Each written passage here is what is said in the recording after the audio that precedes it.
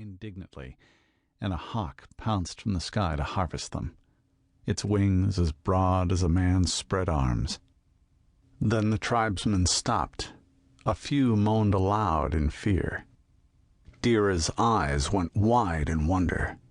For a long moment, the thing in the broad meadow ahead was so strange that her eyes slid away from its shape, unable to comprehend. Then there was a feeling like a click behind her brow, and she saw.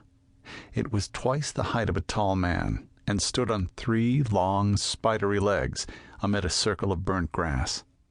The fire beneath was still working its way outward, slow and sullen in the wet growth of spring. The body above was a cone in shape, the bottom blackened, and with a smaller cone protruding from it. Even at 200 yards, she could feel the heat. Holes like little caves or the windows of a hut opened in the upper body, and movement there brought a gasp from her people. The scent of burning was rank, and she coughed a little at the smoke. Slowly, mastering the fear that made her skin glisten with fresh sweat.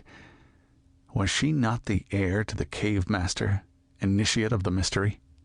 She approached and prodded the skin of the thing with the tip of her spear. There was a hollow clunk. "It is metal," she said, "but not bronze or copper or tin or gold or silver." Suddenly her mate pushed her between the shoulder blades. She looked around in surprise. "Go," Geron said with fierce hope in his eyes. "The Wergoo will fear this thing of magic. We will fight them here. If we kill many, they will not pursue beyond it. Go! Run for the mountains!" Agony spiked through her despair as he grounded the butt of his spear and took his blowgun from the sling across his back, reaching for a dart from his belt. "I cannot leave you." "You are our people's hope, and there is no time for talk. Go! Go now!" Weeping, Dira obeyed.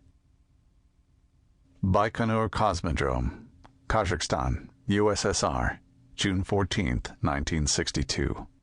"Боже мой," the technician whispered.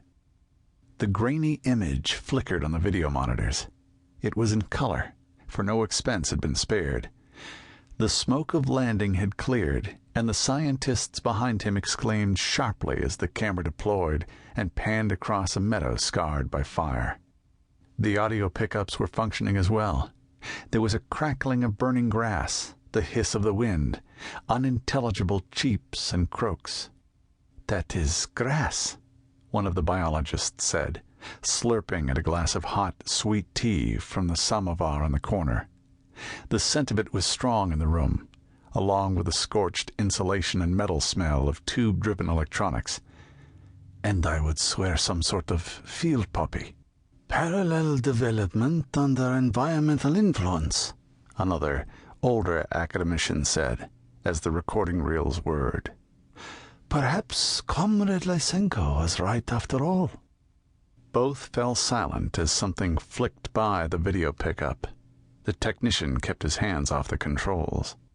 The long feedback cycle to the probe's robot mothercraft orbiting around Venus, and from there to the surface and back, made it impossible to track moving objects. A beaked head filled the pickup, a beak with fangs, blurred by the close-up. A tongue flicked within as the whatever it was gnawed at the lens and then fluttered off. It had teeth and feathered wings with claws on the forward edge. Then sky showed again, white with only a tint of blue, and full of flying creatures too distant to identify. The technician looked at some trees for reference, and his eyes widened again as he realized how large some of the flyers must be. "Are the Yankee getting any of this?" a KGB bigwig asked unhappily.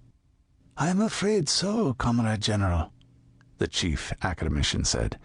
"There's no way to narrowcast a beam over interplanetary distances, just as we will intercept their Martian probe's broadcasts when it lands next month. That is why it was decided to rebroadcast internally as well." The security officer opened his mouth to respond, then closed it again. This time he whispered a curse. "Что за черт?" Even the most ideological vigilant could be forgiven a "what the devil?" at what they